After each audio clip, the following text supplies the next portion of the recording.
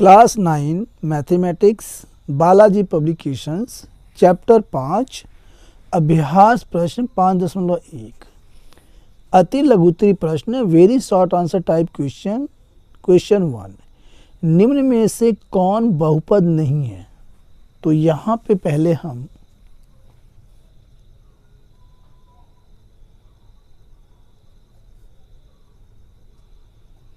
अभ्यास प्रश्न 5.1 तो सबसे पहले इसमें हम जान लेते हैं बहुपद की परिभाषा।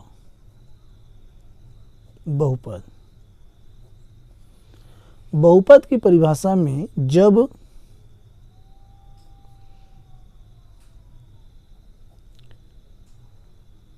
किसी व्यंजक की घात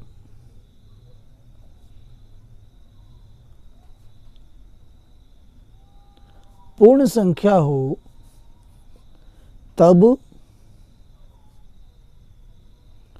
वह व्यंजक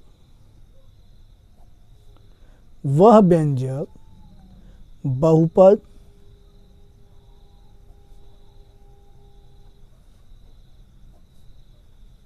कहलाता है। यानी जब किसी व्यंजक की पावर या घात पूर्ण संख्या हो तब वह व्यंजक बहुपद कहलाता है। अब पूर्ण संख्या क्या है?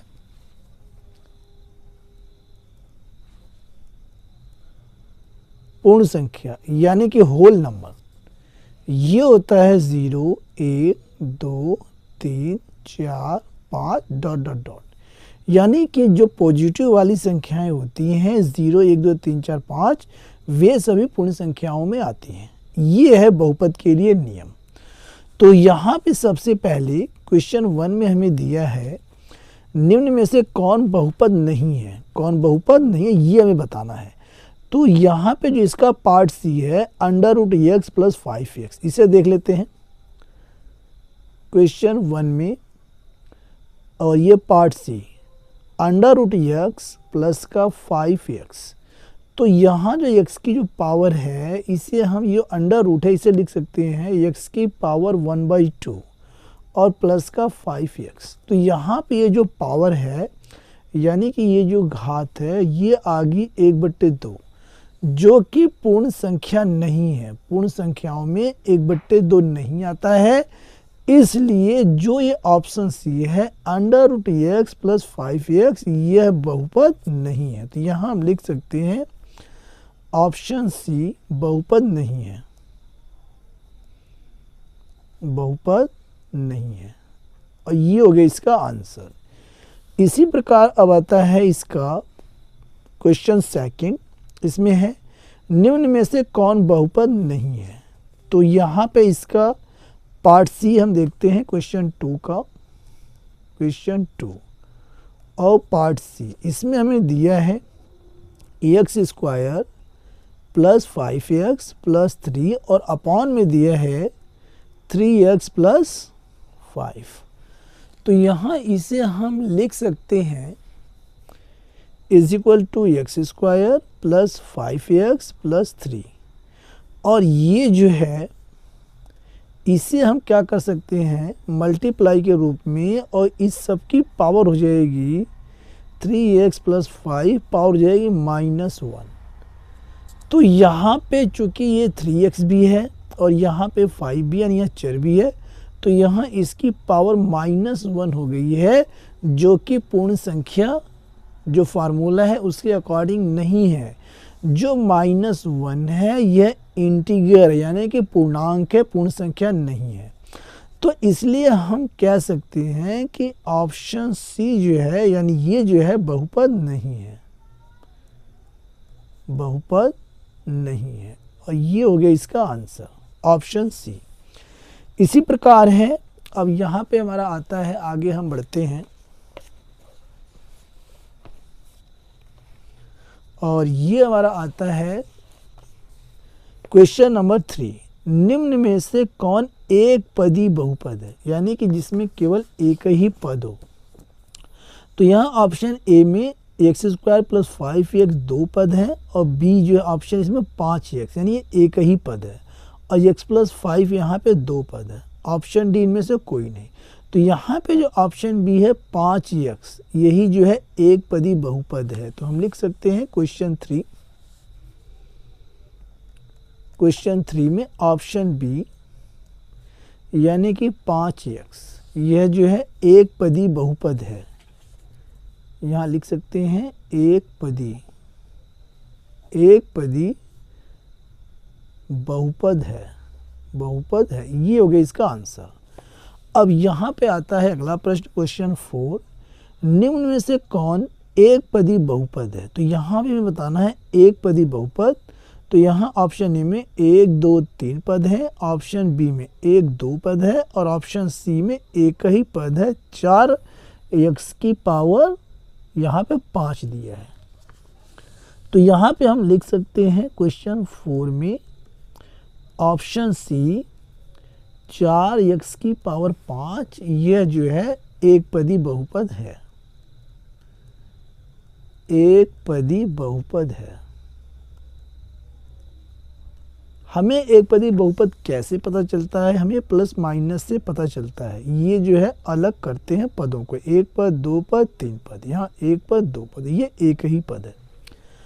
अब यहाँ पे आता है अगला प्रश्न, क्वेश्चन नंबर 5, इसमें है निम्न में से कौन द्विपदी बहुपद है, यानी कि दो पद हैं। तो ऑप्शन ए में x² + 5 ये दो पद है, इसमें x² + 5x दो पद है और ऑप्शन सी में x³ + x दो पद है। तो सभी सत्य है, यानी कि ये तीनों ही जो है द्विपदी बहुपद हैं। तो हम लिख सकते हैं ऑप्शन डी सभी सत्य हैं। क्वेश्चन 5, इसमें लिख सकते हैं ऑप्शन डी और सभी सत्य है, ये हो गया इसका आंसर। इसी प्रकार अब आता है इसका अगला प्रश्न, क्वेश्चन नंबर 6, निम्न में से कौन त्रिपद बहुपद है, यानी कि जिसमें तीन पद हैं। तो सबसे पहले ऑप्शन ए में x³ + 3x², इसमें दो पद है, द्विपदी है। ऑप्शन बी x² + x + 5, इसमें तीन पद है, तो यही जो है त्रिपद बहुपद है। ऑप्शन सी में x³ + 7x, इसमें दो पद है, तो द्विपदी बहुपद है। ऑप्शन डी इनमें से कोई नहीं। तो यहाँ पे ऑप्शन बी हमारा सही है, इसमें तीन पद हैं। तो यहाँ हम लिख सकते हैं क्वेश्चन 6 में,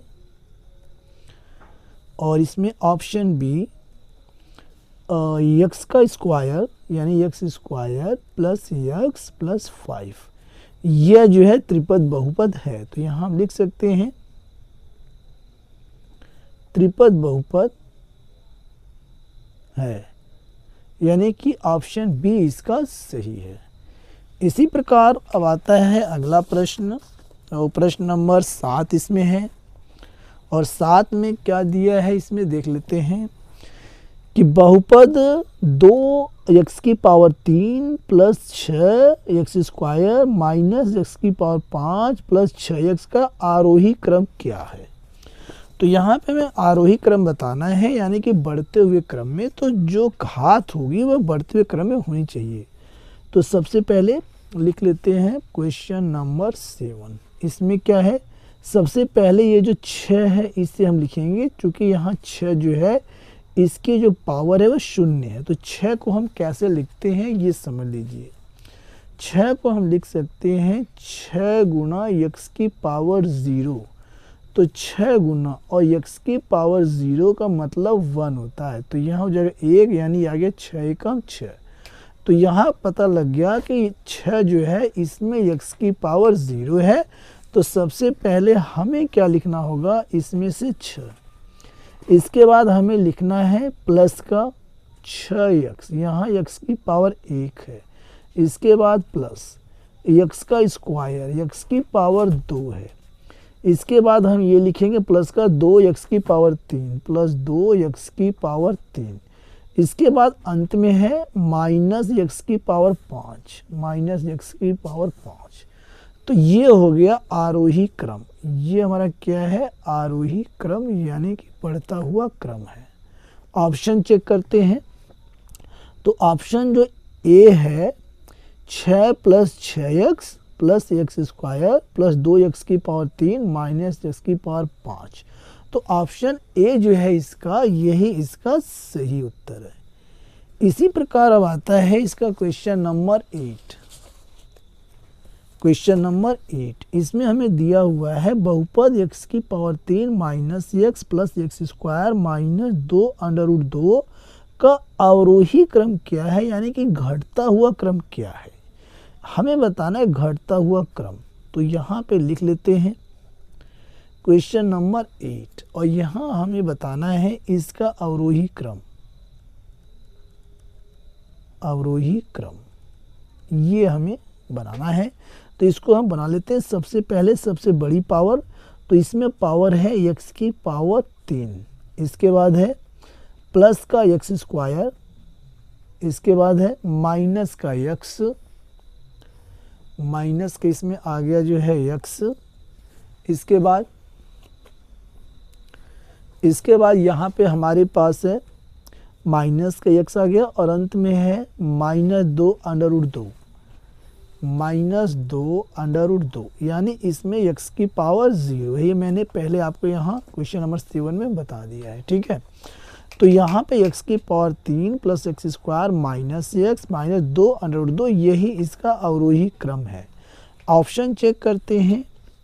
तो ऑप्शन में हमारे पास आ रहा है ये ऑप्शन ए, एक्स की power 3 plus x square minus x minus 2√2, यही इसका सही आंसर है, यानी कि ऑप्शन ए जो है इसका करेक्ट है। अब रहने देते हैं, वीडियो क्लिप ज़्यादा लंबी हो जाएगी, बाकी क्वेश्चंस को नेक्स्ट वीडियो में सॉल्व करेंगे। मिलते हैं नेक्स्ट वीडियो में। Thanks for watching.